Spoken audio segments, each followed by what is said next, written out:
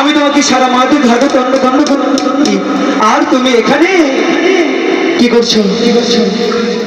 খুঁজছিলাম। কাকে? তোমাকে। আমাকে?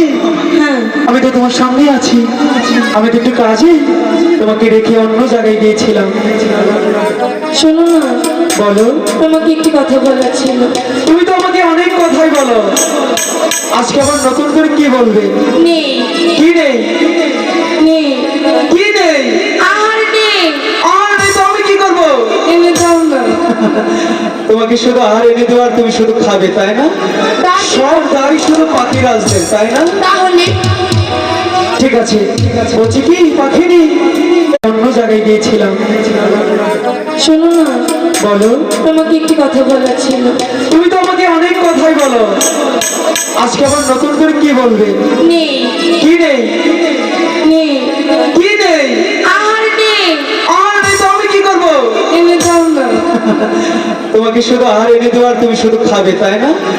সব দায় শুধু পাখির আসবে তাই না? তাহলে ঠিক আছে, বলছি কি পাখিনি এই কমল বলের মাঝে কোনো কোনো আহার পাওয়া যায় না, আমি তোমাকে কোথেকে আহার এনে দেবো পাখিনি? তাকে আমি জানি না কি, তুমি যেখান থেকে পারো সেখান থেকে এনে দাও। ঠিক আছে পাখিনি, আমি তো তোমাকে অনেকটাই ভালোবাসি, আর ভালোবাসার মানুষকে খুশি করতে গেলে অনেক কিছু করতে হয় তাই না?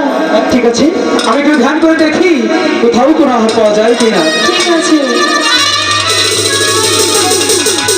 পাখিনি, বলো না। একটি জায়গায় অল্প একটু আহার আছে, কোথায়? সেই কমল বিলির মাঝে পদ্ম পাতার উপর একটু মাত্র আহার আছে, সেই আহারটা সেখানে গিয়ে ভক্ষণ করতে হবে। আমি পারবো না। পারবে না? তাহলে না খেয়ে মরো, আমি চলে যাই। ঠিক আছে, যাচ্ছি। চলে যাই। এখন কেন যাবো। যাবে? কিন্তু একটি শর্ত। আবার কিসের শর্ত? তুমি যদি আমার সাথে আহার করতে যাও ওই কমল বিলের মাঝে, তোমাকে আমার সাথে নাচতে নাচতে যেতে হবে। আমি পারবো না। তাহলে থাকো, আমি চলে যাচ্ছি। চলো যাই।